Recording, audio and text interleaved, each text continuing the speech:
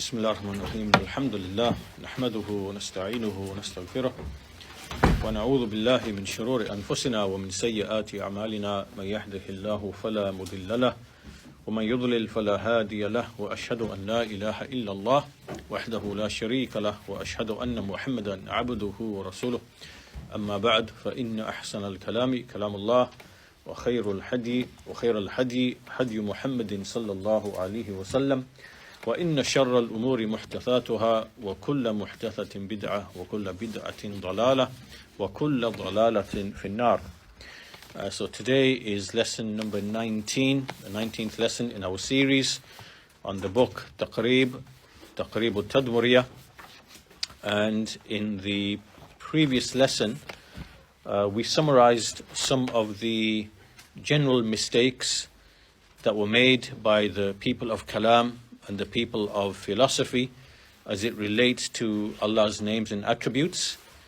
Before that, we mentioned four groups amongst them, the Ash'aris and Maturidis, the Mu'tazila, and then the Jahmiyyah, and then the extremists among the Jahmiyyah and the philosophers. So we looked at each of their statements, what they basically say on the issue of Allah, His names, His attributes. And out of that discussion, the Shaykh, he summarized some of the errors they fell into. From them is they oppose the way of the Salaf. From them is that they strip the texts, they remove from the texts the actual meanings which are in the texts. Then they also impose meanings onto the texts which are not even in the texts when they try to explain away the attributes of Allah, the names and attributes of Allah. Likewise, they negate the attributes of perfection which Allah has affirmed for Himself. Also, we see that they fall into a contradiction because some of these groups, they affirm some attributes for Allah, but they negate other attributes for Allah. And they are unable to demonstrate like a coherent principle that they are following. Why are you affirming some and negating others?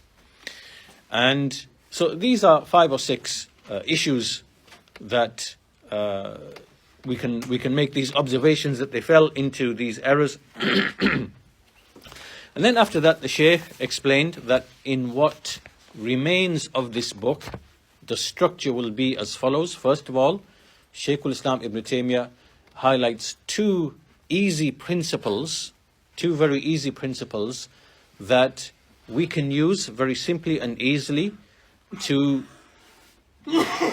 discuss with all of these parties, all of these groups.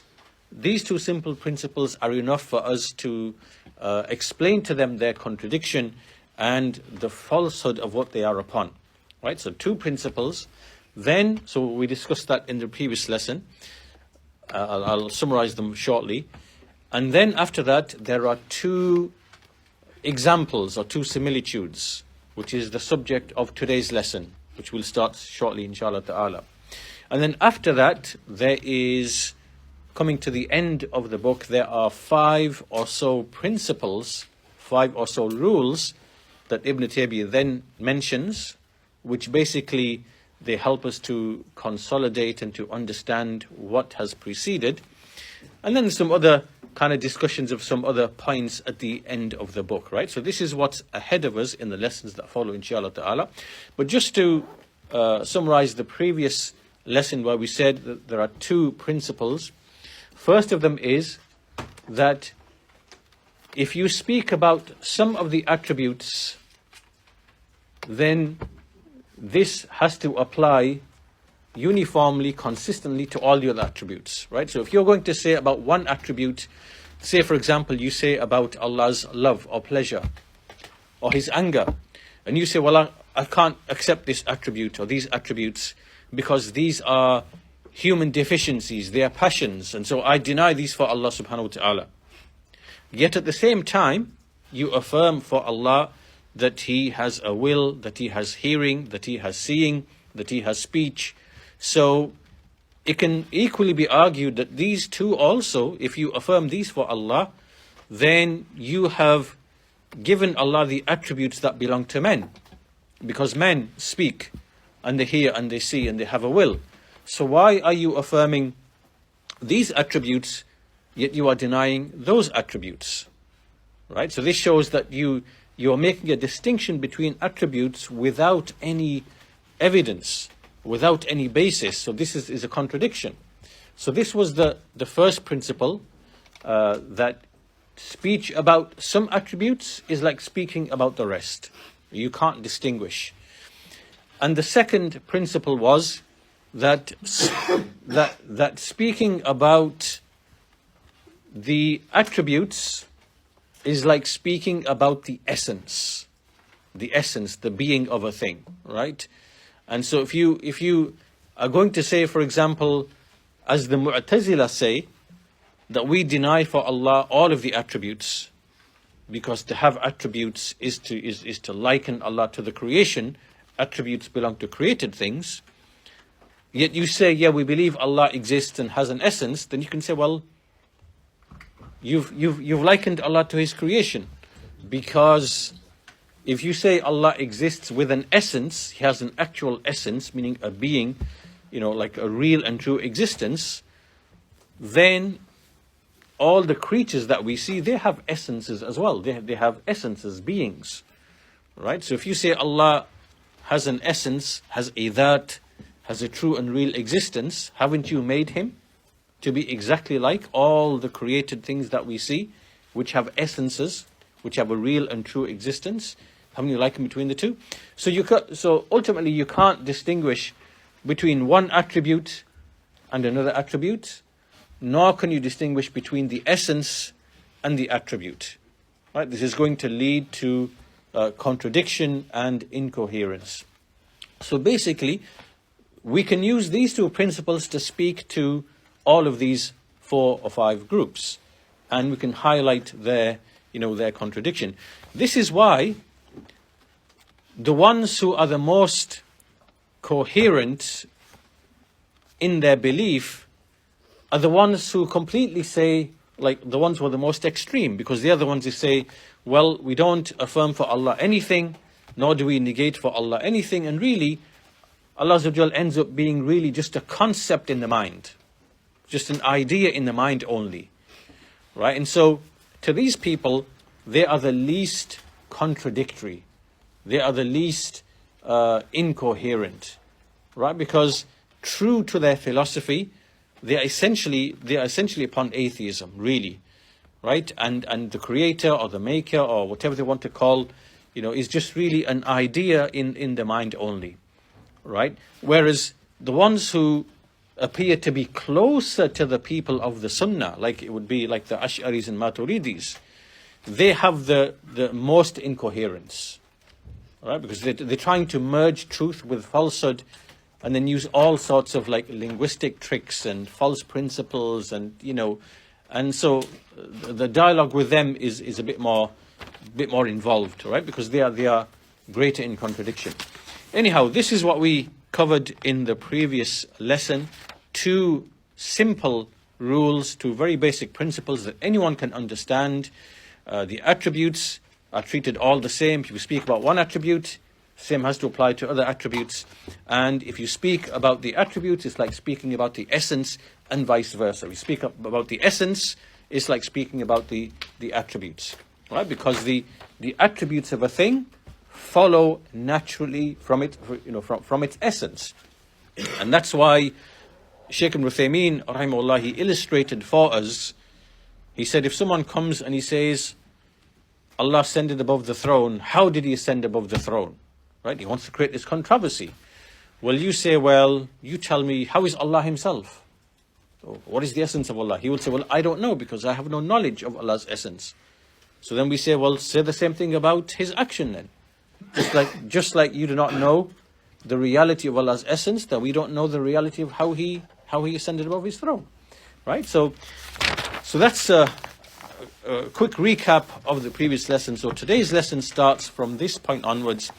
And this issue that Shaykh al-Islam now discusses is something that we've mentioned frequently in the previous lessons, in relation to that principle that just because two things share the same name does not mean that the realities are the same, are identical, right? So he's going to elaborate upon this principle by giving two examples.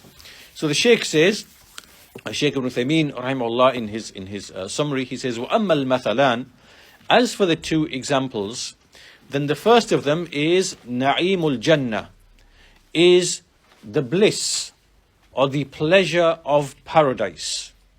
Right? So this is something that Allah Azza wa Jal, فَقَدْ أَخْبَرَ اللَّهُ تَعَالَى أَنَّ فِي الْجَنَّةِ طَعَامًا وَشَرَابًا وَلِبَاسًا وَزَوْجَاتٍ وَمَسَاكِنْ وَنَخْلًا ورمانا وفاكهة لحما وخمرا ولبنا وعسلا وماء وحلية من ذهب ولؤلؤ وفضة وغير ذلك.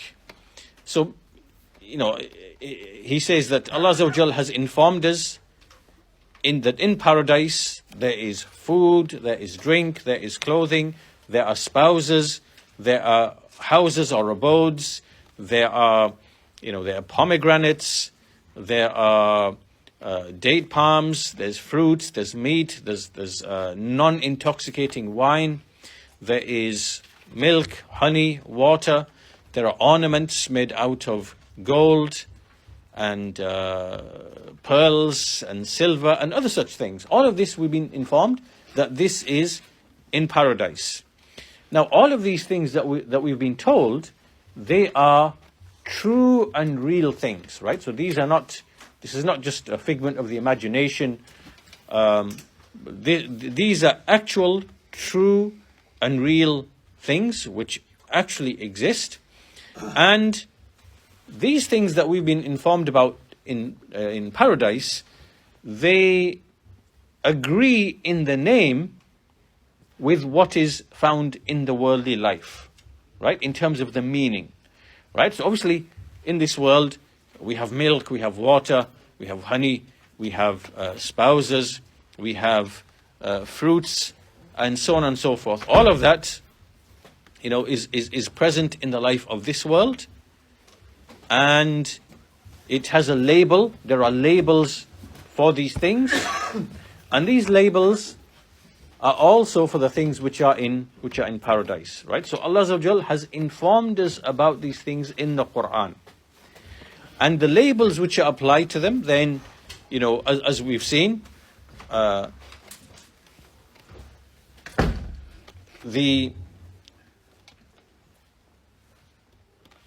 fact that Allah has given labels to these things that are the same as what is in the world is what allows us to understand, to comprehend, right?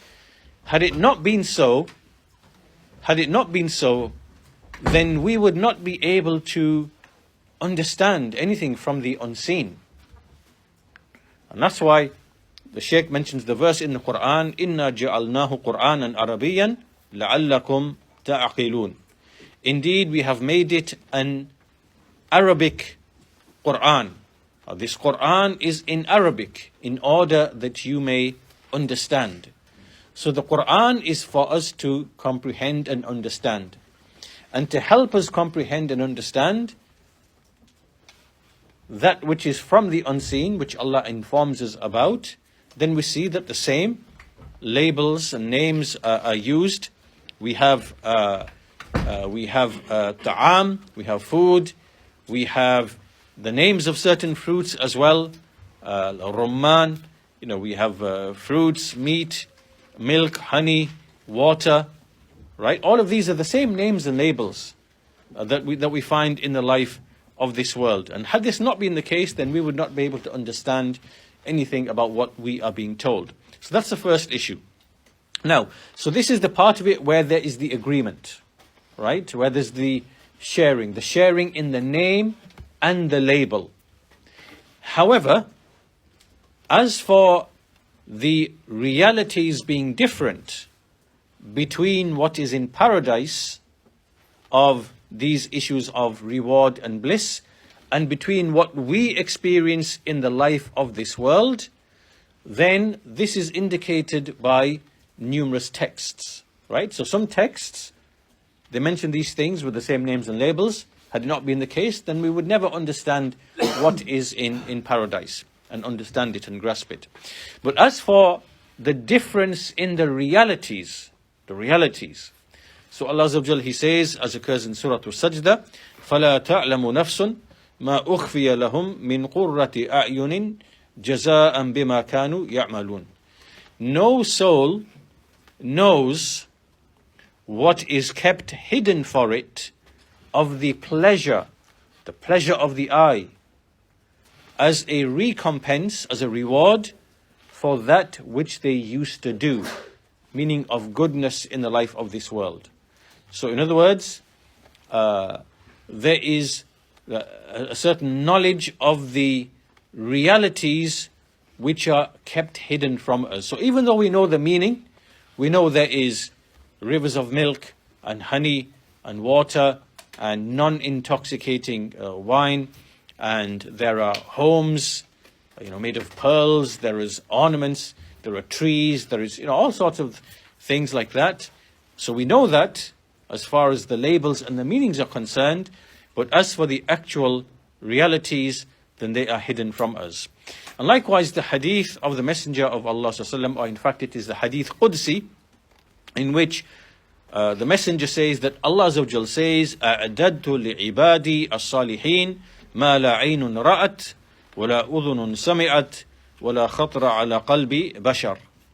I have prepared for my righteous servants what no eye has seen, and what no ear has heard, and which has not occurred in the imagination or the thought of any man, or in the heart of any man. So this now is very clear that in paradise there are things which no eye has seen, no ear has heard, or has heard, and nor has it been conceived or imagined in the heart of any man. So once again, this is a second text that shows that as far as the realities are concerned, then these are unknown to us. And similarly, Ibn Abbas radiallahu anhuma, the great companion, he said, commenting upon the actual verse, he said, لَيْسَ فِي الدُّنْيَا شَيْءٌ مِمَّا فِي الْجَنَّةِ إِلَّا الْأَسْمَاءِ, which means that there is nothing in the world, which is also in paradise, meaning that there's no, meaning that the only thing that exists in this world from what is in paradise is only the names and the labels, right? So meaning that in this world, say for example, we might have an apple, or we have an orange, or we have a pear, or we have the flesh of some animal, right? So the only thing that exists in this world, which is also in paradise, is the mere label, it's just the name, right? That's all that exists in this world from that which is in paradise, is the name or the label. As for the reality of these things, of the fruit, of the honey, whatever, then that does not exist in this world. It doesn't exist in this world as it relates to that which is in paradise. So that's a statement of Ibn Abbas radiallahu anhuma. So after this, the Shaykh goes on to explain that if these names which are given to all of these things in paradise, and likewise this world, they indicate actual realities, right? So in the life of this world, we are familiar with with gold and silver and pearls and honey and wine and abodes, dates, pomegranates, spouses, drink, clothing, right? We are familiar with all of these things, but they point to actual realities. And similarly, in paradise, These are the names and labels of things, and they have actual realities. And just the sharing of the name, just the fact that they have the same name, does not mean that the realities that they point to or indicate are the same. Rather, we know that there is such a difference between them, which at this point in time, that only Allah knows of that great difference between what is in this world and what is in paradise. So, if this is the case, this is what the shahid, what the point is, this is what the evidence is here, that if we can accept that within the sum of all created things, right, there are things within Allah's creation that share the same name, but the realities are different, are not the same. So if we can accept that, then the difference between the creator and the created, the creator and the created, is even greater than that difference, right? Is even greater than that difference. And it is more apparent, and it is more clear. And this is because, and the Shaykh goes on to explain why it is greater. It is because that when we look at two created things which are different to each other, then it is the difference between two created things which are basically the same, although not in the reality. So for example, the honey in paradise and the honey in the world, right? They are of the same type of thing, but the realities are different, right? Whereas in this case, the difference is between the creator and the created, right? And that difference is much greater and more apparent, and should be readily apparent to anybody, than the difference between two created things whose reality is different, even though they are of the same type, right? So this is the point that the Shaykh is making. Okay, so hopefully this point is very simple, very clear, very apparent. Shaykh al-Islam Ibn Taymiyyah used the example of paradise because we can relate to paradise and we know of the rewards in paradise. And so the only things which are similar between paradise and the world is just the mere labels, right? So this is an evidence to show that if Allah is called Al-Alim, Al-Sami', Al-Basir, Al-Hakim, and amongst mankind we see people who are given these names and labels of hearing, seeing, and so on and so forth, then that in no way does it mean that the realities are the same, and that therefore this now entails likening Allah to His creation, whether we speak of names or whether we speak of His attributes like hearing and seeing and love and mercy, or whether it is His actions of ascending above the throne and what is similar to that, right? So this is what the similitude or the example is being used for. Now at this point, the Shaykh goes on to explain that when we look at mankind, or when we look at people, they fall into three categories in terms of where they stand with respect to belief in Allah and the final day or the hereafter, right?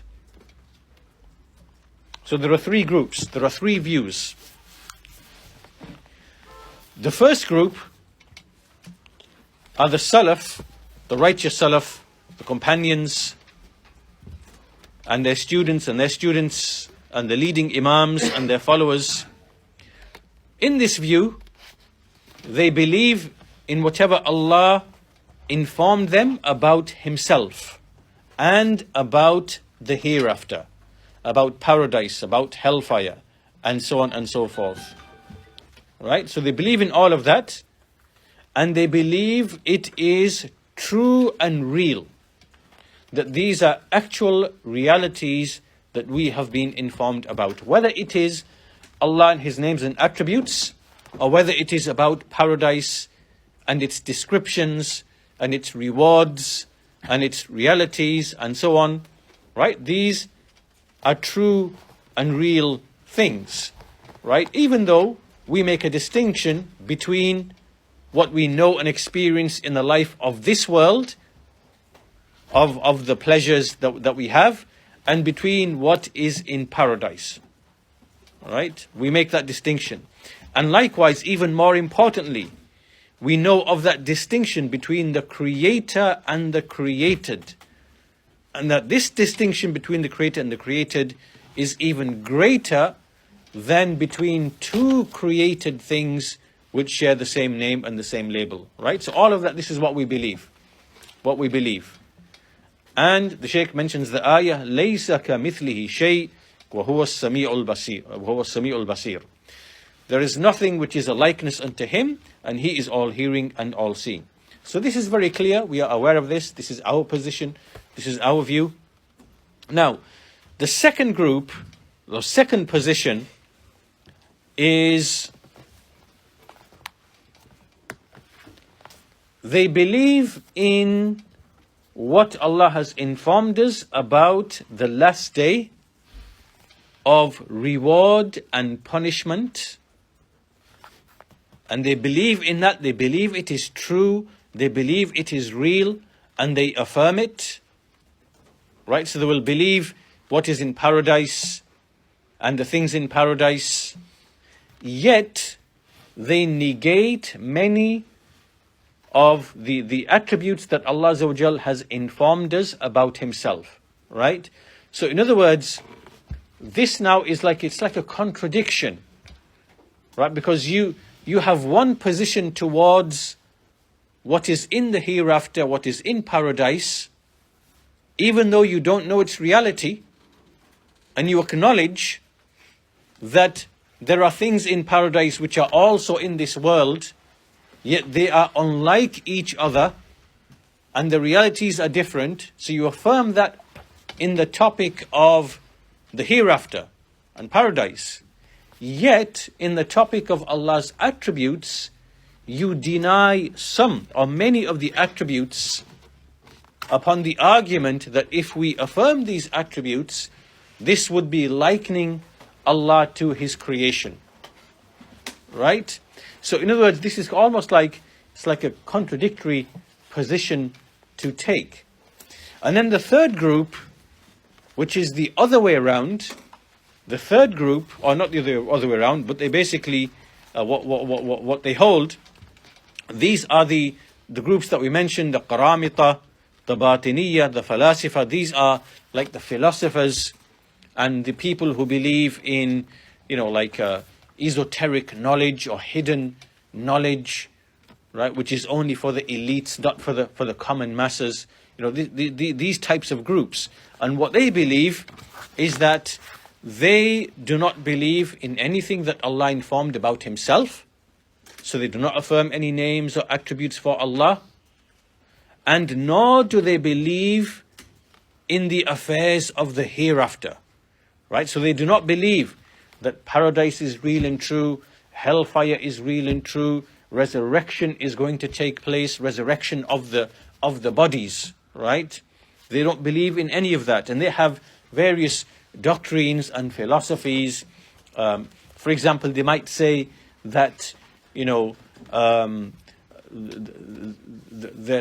soul is eternal. For example, souls have always existed and the soul is eternal, and it's only the soul that remains, and the bodies will perish and will never be resurrected. They have many other beliefs and ideas, but the point being here is that they say the hereafter is not real, paradise is not real and true, hellfire is not real and true. These are not true and real things. Rather, these are just, like what they say is, they say these are imaginary things which were invented, and these are stories that were told to make the people fearful, to help them live moral lives. Right? And likewise paradise, to give them hope and to make them live, to strive for something and to live a moral life and for them to do good. And so this is really the perception that these people have, the Falasifa, and this is generally also amongst the people of disbelief. This is what they believe. This is what they hold, and this is how they view the prophets and messengers. And that's why in the lands of the people of disbelief, you will see that the elites or the rulers or the intellectual elite, they actually believe that it's totally fine for them to lie to the people, and to mislead them in order to help them live and to conduct their lives in the way that they want them to, right? And this is something that goes back to like the Greek philosophers like Plato. Plato's Republic. He wrote a book, and in that book he gives an example of a cave. And basically, the essential idea is that you mislead and deceive and trick people to help them, basically, to manage the society and to keep them in order and to keep them happy. And so this is the evil perception that these people have, and this is the way that they actually conduct their own societies. This is what they do. But this group, as we said, they, just as they reject the names and attributes of Allah, they also reject these other realities about the hereafter. They don't believe in any of that, and they are the greatest and most apparent in their disbelief. They believe that all these things are just imaginary things, and they have no realities.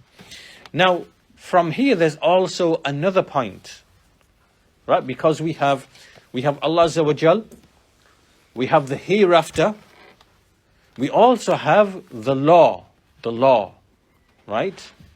And the law is what governs our conduct, our behavior, what explains what is right and wrong, beneficial and harmful, and it protects the society. So these people, the same group of people that we're discussing now, the third group, they also have a position on the issue of the law. The law is command and prohibition. Al-amr wa nahi. Right? This is the law, command and prohibition. And just in the same way as they say that Allah's attributes and His names are simply allegorical, they are metaphorical, they are not real and true, they are only symbolic, right? So just like when we say Allah's anger, Allah's pleasure, Allah's wisdom, Allah's mercy, they say these are not true and real things. These are allegories, and they are symbolisms, and they are, and then they say the same thing about the hereafter, right? That paradise and hellfire and the scales of the weighing and so on and so forth. These are all just, they are imaginary things, they are allegories, they are not true and real. They apply the same thing to the law, to the sharia, to the commands and prohibitions. And what they say, that they also give them like these interpretations or these ta'wilat. And to give you some examples, let's take the 5 pillars, for example, right? The 5 pillars. After the shahada, we have tawheed, we have fasting, we have hajj. They basically say that these, what's intended really by the 5 prayers or the prayers, this is an allegory, or it's a symbol for knowing secrets. There are certain secrets, and that's what the 5 prayers are. The 5 prayers isn't that you stand facing the qibla and you raise your hand and you stand and you bow and prostrate and so on and so forth and you make sujood. This is not what salah is. Salah is to have knowledge of the secrets. What secrets? Well, it's whatever secrets they have in their philosophy or in their belief. And likewise, they say that fasting, what is fasting? Fasting is not really to leave food and drink, right? But fasting is to refrain from divulging their secrets. It's to keep secrets, to keep the secrets, whatever the secret is of their belief. And hajj, what is hajj? To go and make tawaf and sa'i and whatever. He goes, no, tawaf is to go and visit our spiritual leaders. That's the real intent behind hajj and al-umrah and so on and so forth. So in other words, what they are doing is they are taking known symbols of Islam, which we all know and understand. These are acts of worship, and they give them these esoteric, these like philosophical meanings, and by way of that, they are basically undermining the whole of the Sharia, And this approach of these people, this is the greatest lie, fabrication, and it is disbelief and it is atheism. Essentially, what they are holding here, and what these people say, this all ties in to what we discussed, if you remember, in the lessons in the book Al-Ubudiyyah, the book of servitude by Ibn Taymiyyah. We mentioned that there are some people, they believe in the unity of existence, wahdatul wujud, that there is only one existence and all of it is Allah. Right? There's no such thing as the creator and the created. And this to them is the real meaning of Tawheed. Right? So this is their Tawheed. What is Tawheed? It is to believe that existence is only one. There is no creator or created. And this oneness, this one being is eternal and all of it is Allah. Right? To them, this is the greatest Tawheed, or the greatest understanding. And they believe that once you come to realize this truth, then you have escaped the shackles of religion, right? Of the Sharia and what the prophets and messengers came with. And then none of these laws are applicable to you anymore, right? You are not bound by the Sharia anymore once you reach this elite intellectual level, or this discovery of what they claim to be the truth. What is the truth to them? The truth is that all of creation, well, there is no creation. There is only the creator, and everything is the creator, and it is eternal. Right? So they believe in this, and they believe that the common people, that all these kind of legislations and acts of worship, they are just for the ignorant common people. It's for them to follow, and not for them, the intellectual elite, right? Who are able to understand these higher truths and this hidden knowledge and this occult knowledge. This is the way of thinking of these people that we are mentioning here, the Qaramita, the Batiniyyah, the Falasifa, and from the from the factions which enter into this. From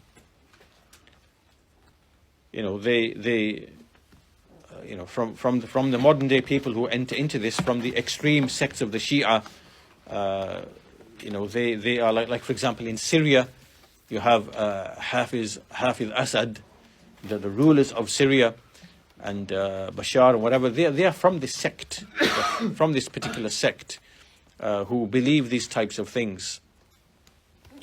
So it's not to say that these people don't exist. There are people who actually believe these ideas, and they believe in these things, right? So anyhow, these ideas are found amongst the people of Tasawwuf, amongst some of the Sufis, and some of those who basically get lost in this kind of spiritual soul searching, so to speak. This is where these types of ideas are rampant. You are likely to be entered into some of these ideas, and this happened to many people, in history. So the Shaykh, after mentioning that, so what are we doing here? We're explaining that as it relates to belief in Allah and belief in the hereafter, there are three groups. The first group is the people of the Sunnah, and they believe that Allah's names and attributes, they are true and real, just as they believe that paradise and hellfire and the details therein, they are true and real, right? And there is a second group that on the one hand, it believes in paradise and hellfire and the descriptions and believe it is true and real, yet they negate and deny some or many of the attributes of Allah subhanahu wa ta'ala, and they deny that these are true and real attributes, like kind of pointing out like a incoherence or a contradiction in these two topics. And then there's a third party where basically they deny everything, and not only do they deny the realities as it relates to Allah's names and attributes, that Allah has actual names and attributes, they also deny the realities of paradise and hellfire. And in fact, they even deny creation and resurrection.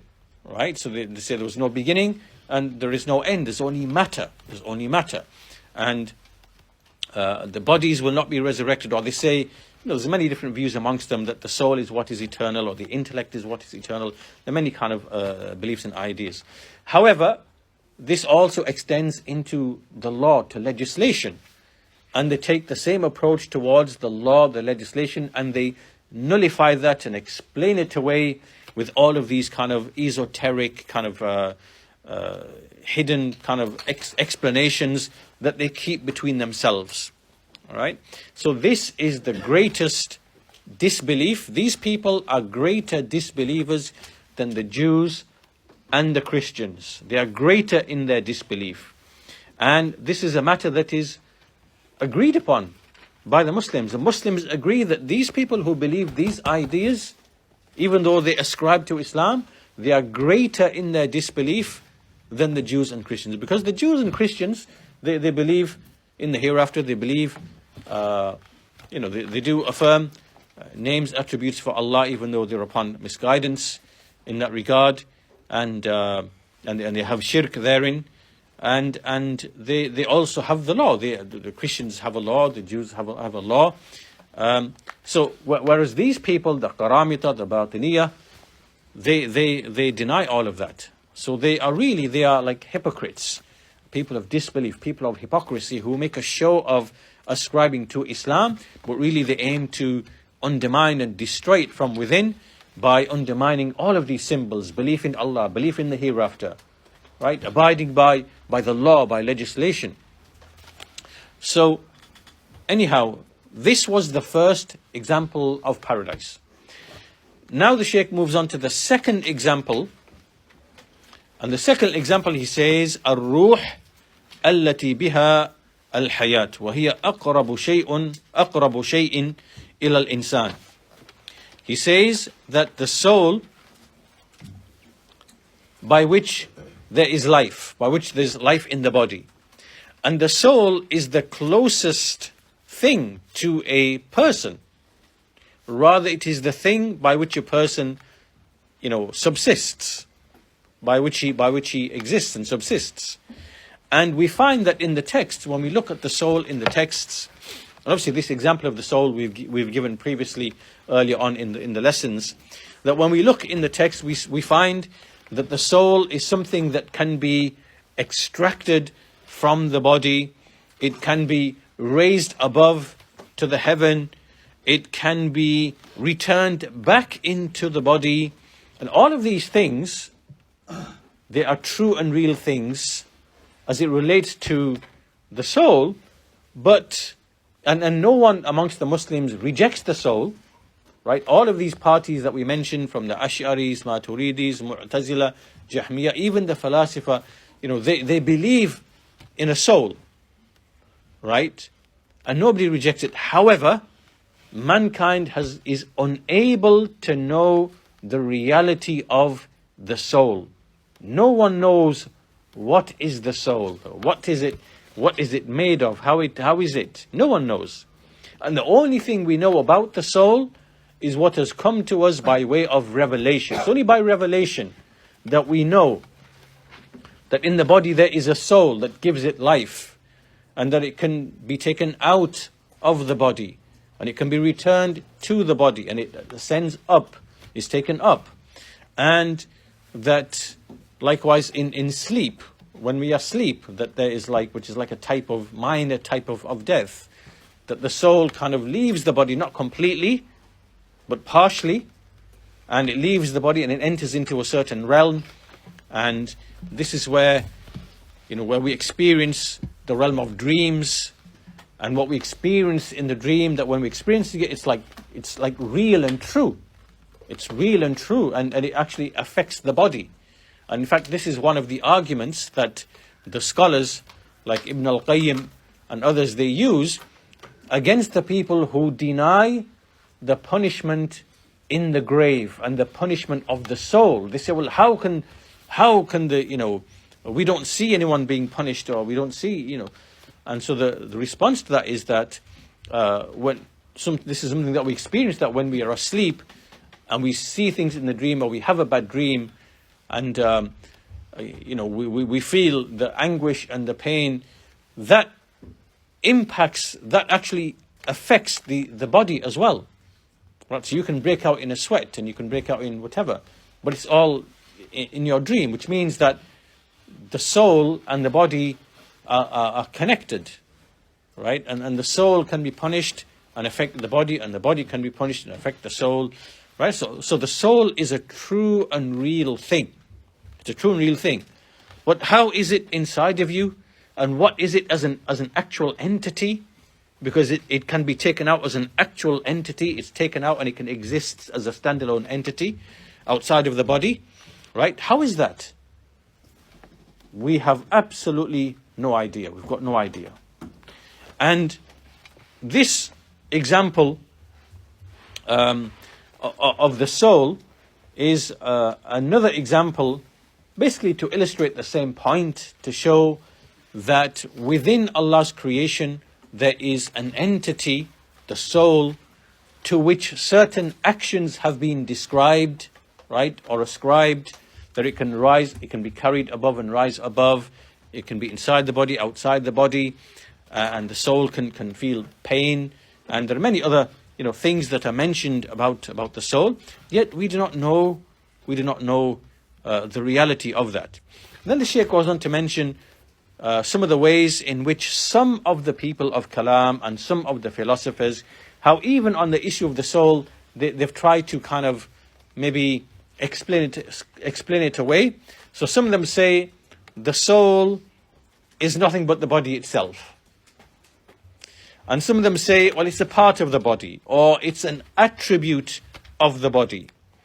And some of the people of philosophy, they describe the soul in ways which make it something impossible, right? So they say, for example, the soul is neither in the body, nor is it outside of the body, nor is it connected to the body, nor is it separate from the body, nor is it in motion, nor is it in rest, nor does it arise, nor does it descend, nor is it an essence, nor is it an attribute. Like you can see, like all of these negations, we're going back to the negations, right? And they're applying this to the soul. And they say it is not inside the universe, not outside the universe. It is all of this language which really makes it to be from the impossible things. This is something you're describing that doesn't actually have any existence.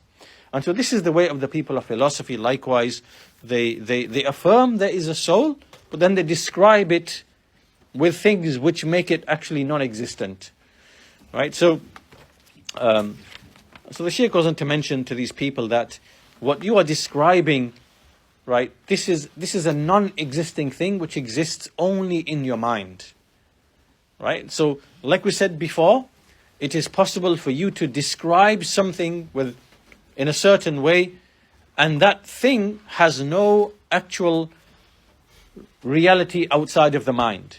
It exists only in your mind with those descriptions. And basically that's what these people are doing as it relates to the soul itself.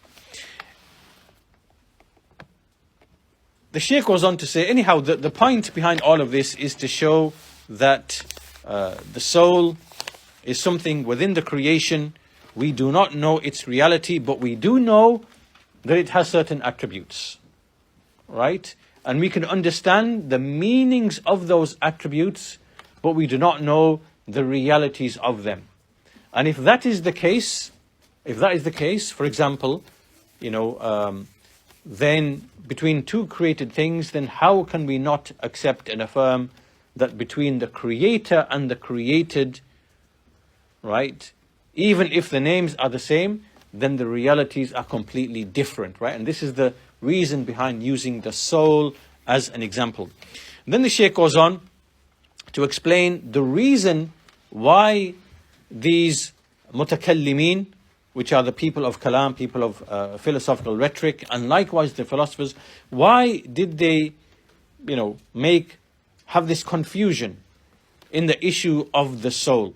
Why did they find the confusion? Well, the first reason is that these people have very little knowledge of what the messengers brought, of what revelation came with, right? Because they don't rely upon revelation in these affairs, right? So they're ignorant, and that's why, if we go back to the Greek philosophers and the philosophers in general, they are ignorant of the sciences of prophethood, right? The knowledge and the sciences which are brought by the prophets and messengers and by way of revealed books. They're ignorant of that, so they don't know. They don't know the realities that we've been informed of about the unseen, right? Because the unseen affairs, you can't philosophize, you can't intellectualize, you can't rationalize, because you can't have knowledge of that unless you've seen it or news has come to you by way of a trustworthy source, right? And so the revelation and prophethood is the means by which we have knowledge of the unseen.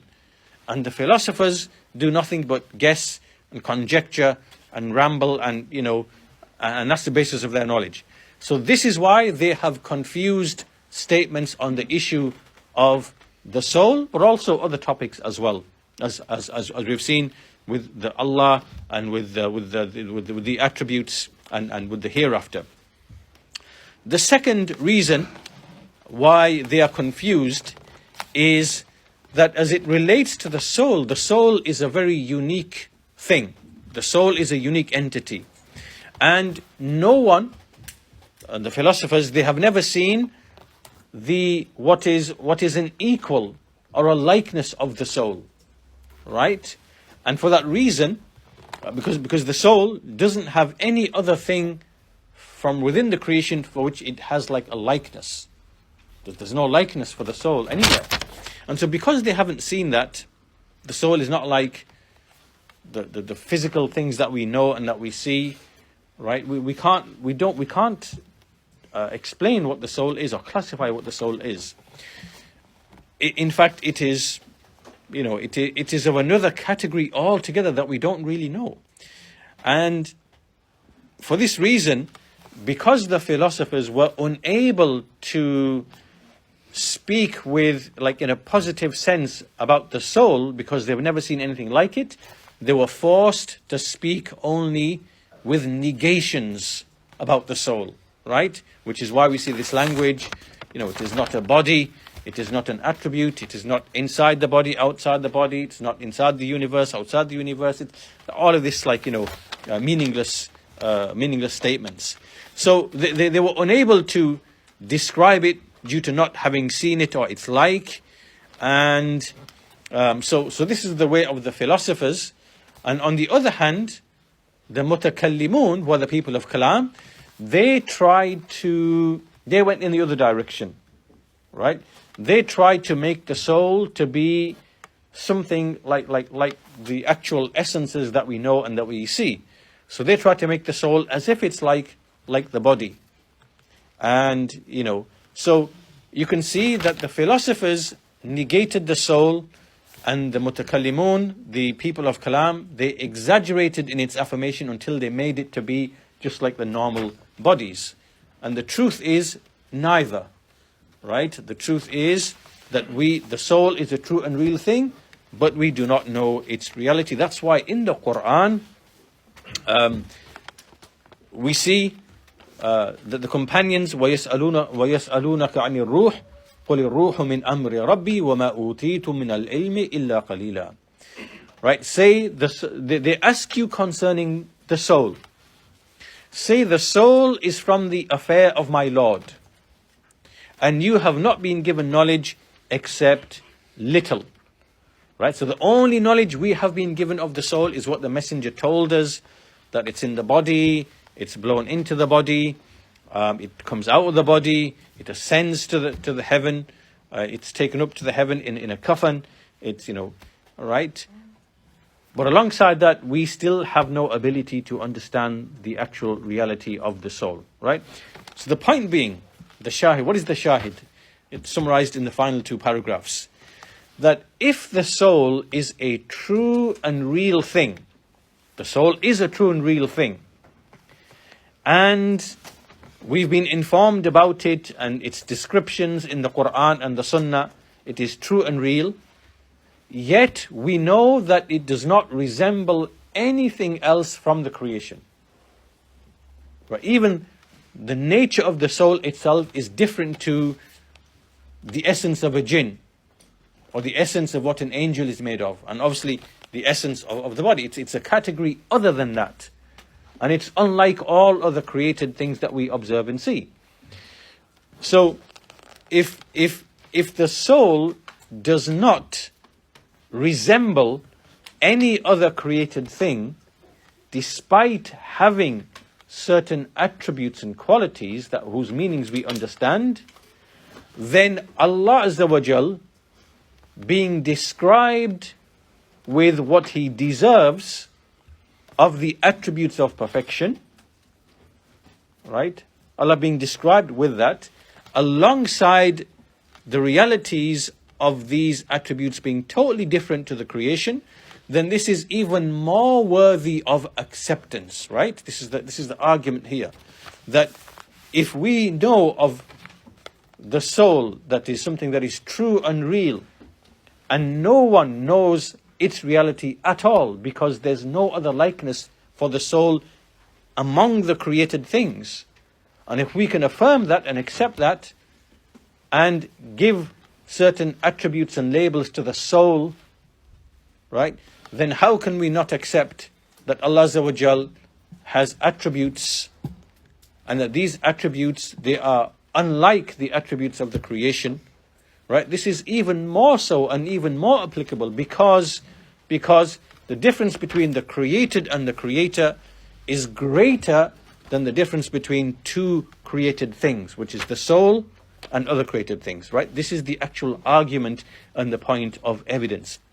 And so this is obviously important to understand, because it's illustrating that principle that we mentioned in the first part of this series, where sharing the same name does not mean similarity in the realities. And this is the mistake that all these people are making in the issue of the names and attributes. They are violating this principle. And so here, this is a good example to give the soul, paradise, to the likes of these people, to show to them the mistake that they are falling into, and how there's no caution at all in affirming Allah's attributes such as hearing and seeing and speech, and being pleased, being angry, and the other attributes such as face and so on, ascending above the throne, and so on and so forth. So, so just as the Shaykh goes on to say, that the people are unable to explain the reality of Allah, or to explain how, this is greater, their inability to do so is greater than their inability to define the soul. Right? So we are unable to define the soul, despite the fact that it is a created thing and it has attributes. We are unable to define any of that. And so Allah is even greater in being unable for His reality to be described and to be known. And likewise, the Shaykh says, he finishes by saying that anyone who negates the attributes of the soul, he is a denier, and he's someone who denies and rejects. And likewise, the one who exaggerates and likens the soul to the actual created things that we see, then he is also someone who is ignorant, and one who likens the soul to other things in the creation. Do you understand? It's like the same principle here with the soul. There are some people who deny the attributes of the soul, and it is a true and real thing. So they are negators and deniers. And then there are others who try to make the soul to be like the other created things. So now they are making tamthil. They are basically likening the soul to other created things when the soul is unlike any other created thing. So they're doing the same thing here. So in the same way, with the same principles, there are those who deny the attributes of Allah Azza wa Jal. So they are negators and deniers. They are negating that Allah's attributes are true and real. And then there are others who exaggerate and they liken the attributes of the creation, like some of the Shia and some of the Rafida, and they liken the attributes of Allah to those of the creation, right? So they are mumathila, they are making resemblance. So if we can understand that in relation to the soul, that can happen with respect to the soul, then the same thing happens as it relates to the attributes of Allah. If you negate them, you are a mu'attil, and if you exaggerate in affirmation and give it likenesses, then you are a mumathil or a mushabbih, right? So this kind of brings us to the end of this section, and so these are two similitudes, right? So look at how Shaykh al-Islam Ibn Taymiyyah is making it very easy for us to apply simple principles, right? In the previous section, two simple principles. Speaking about some attributes is like speaking about the rest. Speaking about the essence is like speaking about the attributes. Here there are now two real world examples from the creation, which is paradise and the bliss in paradise, whose names and labels we know, but whose realities we have never imagined, right? And secondly, the soul, we know it's true and real, and we know that it has certain attributes and actions and things like that, labels which are given to that which are the same as what we understand in meaning, but we do not know anything of the reality, right? So with these two examples, we then apply this understanding to the issue of Allah's names and attributes and His actions, and there should be no problem in understanding any of that, right? So these are powerful arguments which are used against the Mu'attila, against the, those who deny everything, the Jahmiyyah, the Falasifa, the Batiniyah, those who affirm something and deny something else, like the Mu'tazila, they deny the attributes, they affirm the names, or the Maturidis and Ash'aris, they deny some of the attributes but affirm other attributes, right? So we use all of these arguments, or these examples, these similitudes, these principles against all of these people to show that they oppose the Quran and the Sunnah and the way of the Salaf, and this really will lead them to corruption in belief. So inshallah we can conclude this lesson here at this point.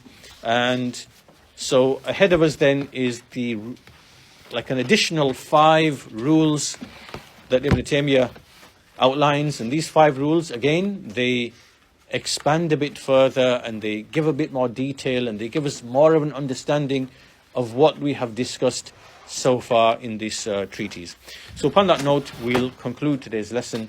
Walhamdulillahi Rabbil Alameen, wa sallallahu ala nabiyyina Muhammad wa ala alihi wa sahbihi ajma'in.